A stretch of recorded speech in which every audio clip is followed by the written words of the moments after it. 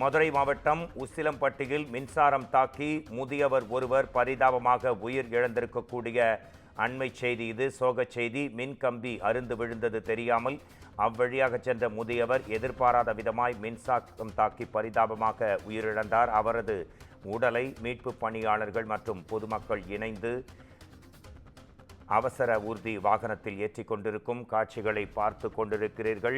பருவமழை தொடங்கியதிலிருந்து கனமழை வெளுத்து வாங்கும் இந்நிலையில் மதுரை மாவட்டம் உசிலம்பட்டியில் பழைய பேருந்து நிலையம் எதிரே இருக்கும் நுரைக்குடை வழியாக சென்ற முதியவர் எதிர்பாராத விதமாக மின்சாரம் தாக்கி பரிதாபமாக உயிரிழந்திருக்கக்கூடிய அண்மை செய்தி இது. இது குறித்து நமது குமுதம் செய்தியாளர் அருண் தரும் தகவல்களை கேட்கலாம். மின்சாரம் தாக்கி முதியவர் ஒருவர் மதுரை மாவட்டம் உசிலம்பட்டி அருகே இறந்திருக்கக்கூடிய அண்மை செய்தி சோக செய்தியாக வந்திருக்கிறது. உங்கள் விவரங்களை தரலாம்.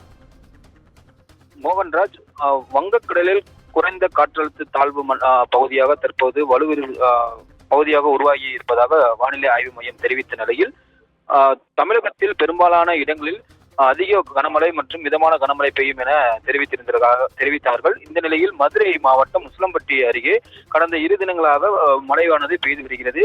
குறிப்பாக மதுரை மாவட்டத்தை பொறுத்தவரை கடந்த 2 நாட்களாகவே லேசான மற்றும் மிதமான மழையானது பெய்து வருகிறது. மதுரை மாவட்டம் உசிலம்பட்டி பழைய பேருந்து நிலையம் எதிரே உள்ள நிழற்குடை பின்புறம் மழையால் மின்வயரானது அருந்து கீழே விழுந்து கிடந்தது. இந்த நிலையில் மரக்கிளைகளுக்குள் மின்வயர் அருந்து கிடப்பது தெரியாமல் அவ்வழியாக சென்ற அடையாளம் தெரியாத முதியவர், கிட்டத்தட்ட 50 முதல் 60 வயது மதிக்கத்தக்க முதியவர் ஒருவர் எதிர்பாராத விதமாக அந்த மின் வயரை பிடித்ததில் மின்சாரம் தாக்கி தற்போது சம்பவ இடத்திலேயே உயிரிழந்திருக்கிறார்.